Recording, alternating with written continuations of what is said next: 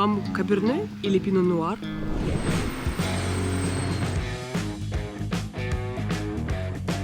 Following, like, subscribe. То есть ты мог попробовать вино и сплюнуть. Честно говоря, не очень понимаю. Вы только знали, сколько мы сделали ляпов сейчас. Это видеоинструкция, как делать не стоит, если ты планируешь разобраться в вине. Буду надеяться, что моих ошибок тебе будет достаточно, и твой винный маршрут пройдет без икоты и головной боли. Но все по порядку. Полдень? Не, на самом деле время уже 3 час, поэтому вполне можно выпить бокал вина, тем более, если мы в Напе. Симпатичный отель. Дерево, камень, стекло, камин. Вау! Такое ощущение, что мы по бизнес-делу приехали. Симпатично. Ну, вид. Если честно, на вид мы и не рассчитывали. О! Есть! Это так мило, как 100 лет назад. В прикроватной тумбочке лежит Библия. В этом году мы решили отточить мастерство и разобраться, в чем все-таки разница между Мерло и Пино Нуар. Для этого спланировали маршрут в сторону Калифорнии, а точнее долины Напа. Такие есть малюсенькие винодельни, они работают исключительно, наверное, на своих кастомеров и на себя. Боже мой, как красиво! Самое прекрасное в глотке вина – это его послевкусие. Но, как выяснилось, чтобы уловить эту тоненькую нить гастрономического удовольствия, вино нужно уметь пить правильно. Но запрещающих знаков нет. У нас как все это работает? Если запрещающих знаков нет, значит можно. Как сказал наш сомелье Рой, не стесняйтесь полоскать рот вином. то есть сгонять глоток словно листерин от щеки к щеке. Поэтому я стараюсь пить больше воды, чтобы не пьянеть. При этом желательно прищуриться, слегка кивать и смотреть на сомелье понимающим взглядом. Но до этого маневра я додумалась сама, после 3-го бокала.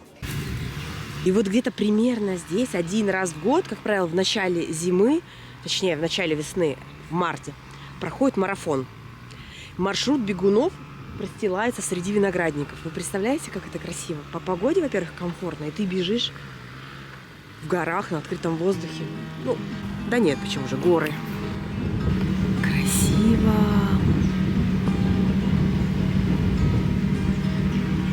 Куда ни глянь, везде виноград.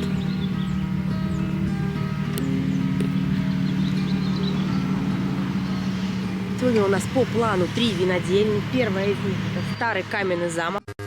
Здание построено было в середине 19 века. Строилось как загородный частный дом для богатой семьи. Я бегу! Бегу! Потом расскажу, а то я опаздываю. Некрасиво получается.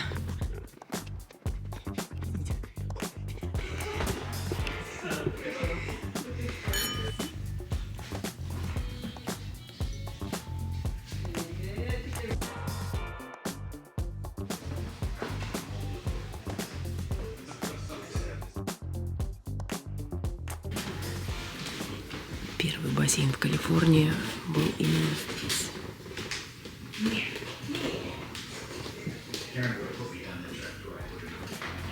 Постройка середины 19 века. Первый владелец не справился с бизнесом. Его виноград съел какой-то жук, который поглощает виноград. И, в общем, в конечном итоге он обанкротился.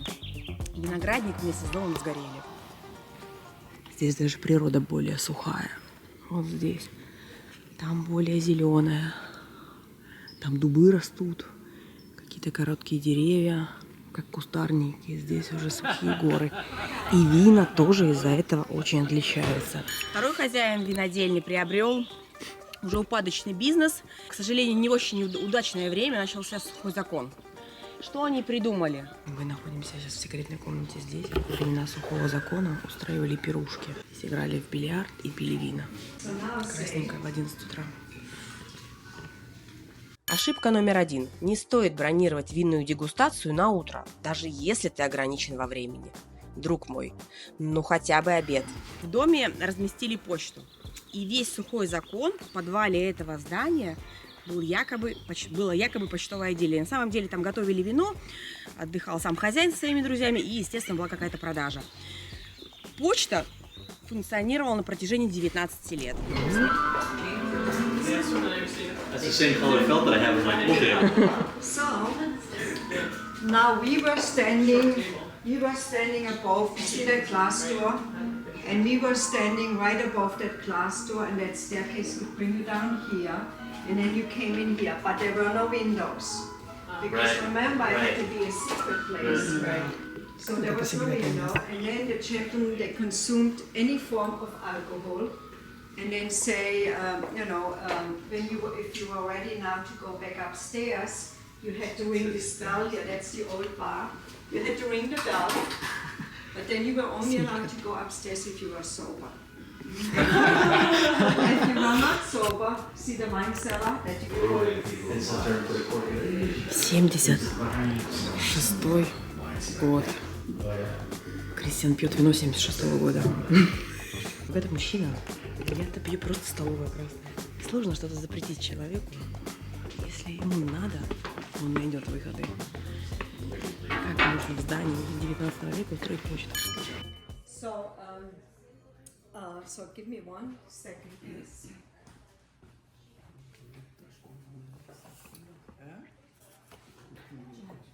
Ты готов? Мне понравился розмарин. Розмарин выращивают тоже здесь, да? И только первое винодельня я пью уже 6-й бокал. Только потому, что нужно допивать за Кристиана. Никто же не знал, что ему нельзя будет пить алкоголь. Поэтому мне приходится пить за двоих. Ошибка номер 2. Не пей за двоих, даже если все оплачено, а твой партнер по винному туризму приболел. Как же здесь красиво. West, the Vaca Range to the east, but all that rock formation known as the Palisades. And then you have Mount St. Helena up north. Napa River starts here, flows all the way down to the Carquinez Strait, San Pablo Bay, San Francisco Bay, and then the Pacific. So now, in the summertime, if it's 85 degrees down here, as you travel up valley, it could be 100, 110 up in Calistoga.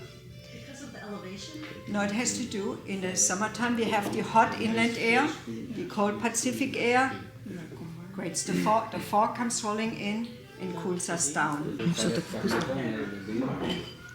Особенно домашний крекер.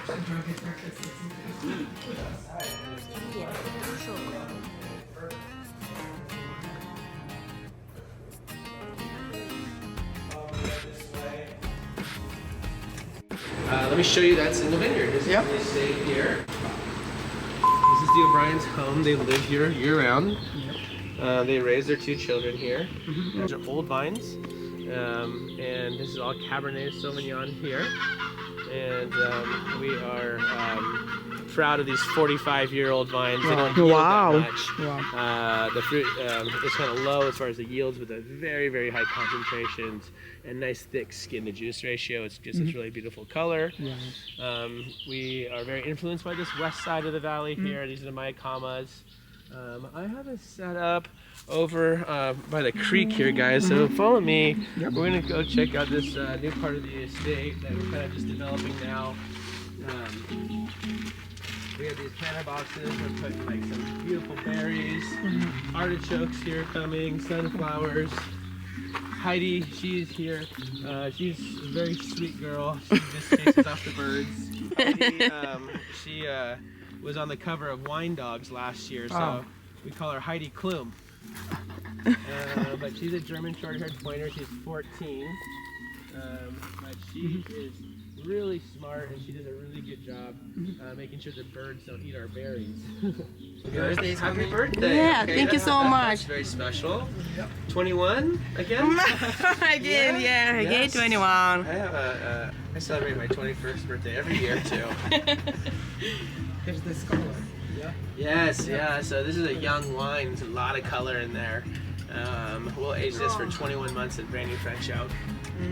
These are old wine Chardonnay wines that we had to turn up. But we'll be replanting. В прошлом году мы были на этой винодельне, причем мы просто проезжали мимо. Обзвонили до этого несколько виноделин, нам отказали в визите, сказали, нужно записываться предварительно и прочее, прочее, поэтому мы уже, значит, видимо, не судьба.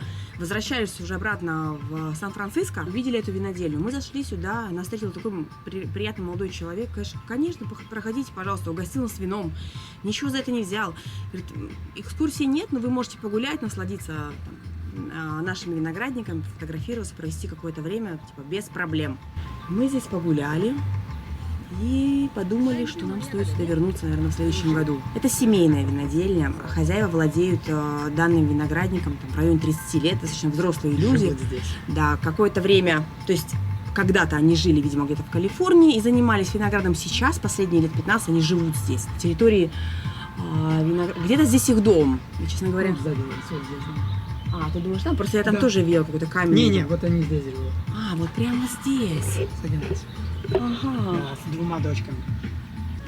Если говорить про это вино можно попробовать только здесь, либо, если у тебя есть membership, ты можешь, естественно, приобретать их вино, но, например, купить их вино в магазине не продается. То есть это такое эксклюзивное предложение, если так можно сказать. Ну, в общем, работают, видимо, на своих каких-то кастомеров уже, в ресторанах можно попробовать или как-то приобрести, уже имея membership, домой себе это вино, но не в магазине. Я про другое. Колоссальная разница между двумя винодельнями. Там, естественно, большая история, и подход другой, и эстетика, и прочее. Здесь это такая домашняя ферма, да? Здесь ходят собаки, куры, козы, утки, корова. В прошлом году даже лошадь была. Нет. Вот что делает кусочек сыра.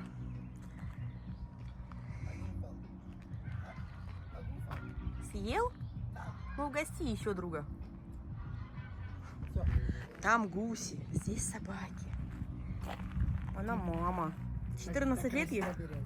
Он сказал, что ей 14 лет, да? Да, уже старенькая. Малышка, ну почему старенькая? Я хочу погладить ее. Дай мне кусочек сыра, пожалуйста. Мами. Малышку мою.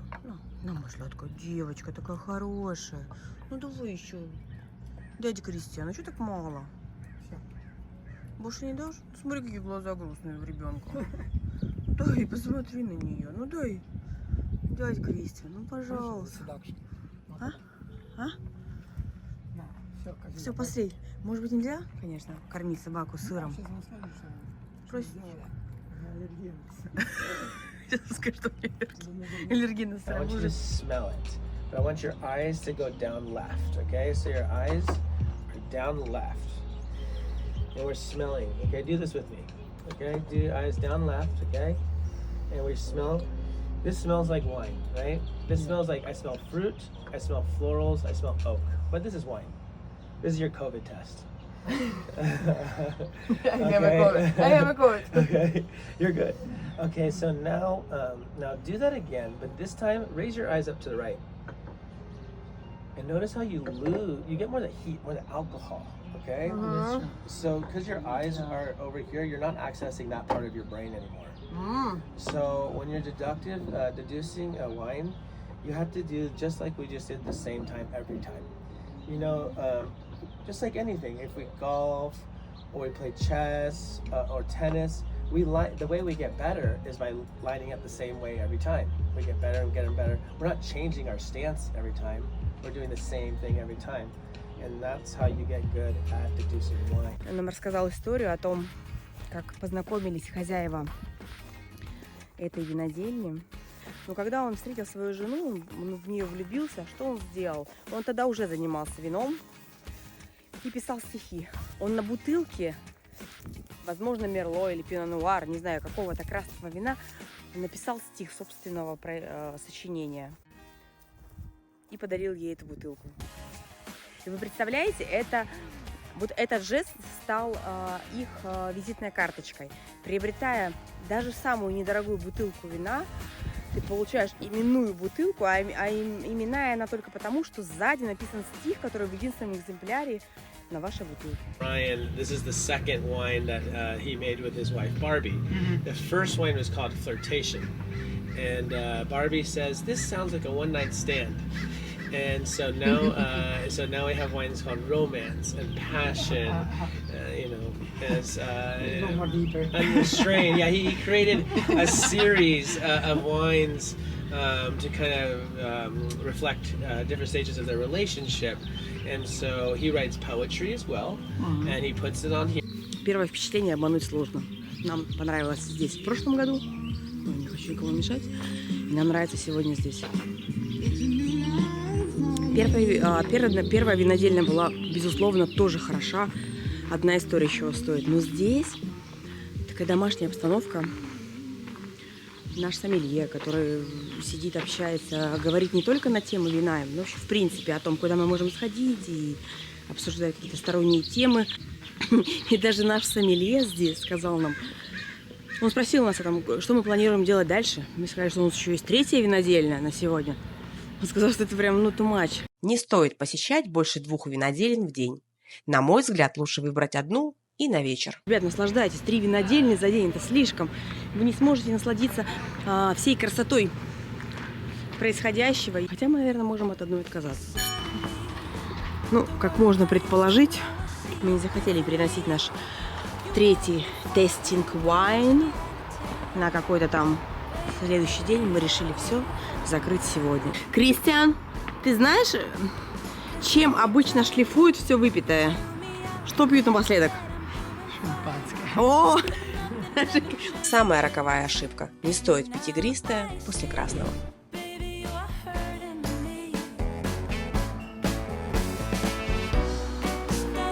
Как красиво. Я буду закрыться мысли, как его.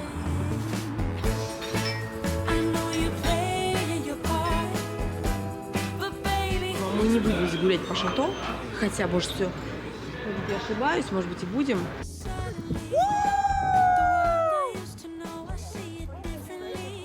Wow! So you really wanted it as flat as possible. That's pretty darn good.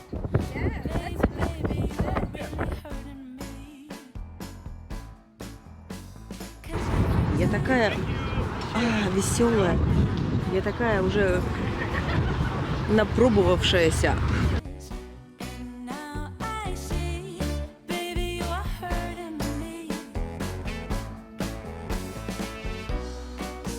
Признаюсь вам честно, ничего не изучала об этом месте, знаю точно, что здесь производят хорошее.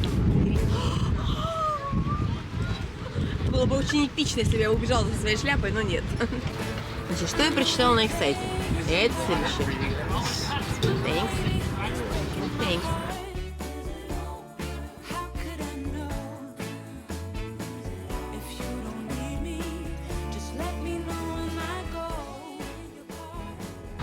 Те, кто знаком с нашими игристыми винами, говорят о их балансе, глубине вкуса, прекрасном послевкусии, великолепном аромате, элегантном стиле и маленьких пузырьках. Так говорит основатель винодел по имени Эйлин Крейн. Классика, утонченность, Blogger. Yeah! You can say my follower. Hi. Hello, followers. Keep following, like, subscribe, double tap. Yeah.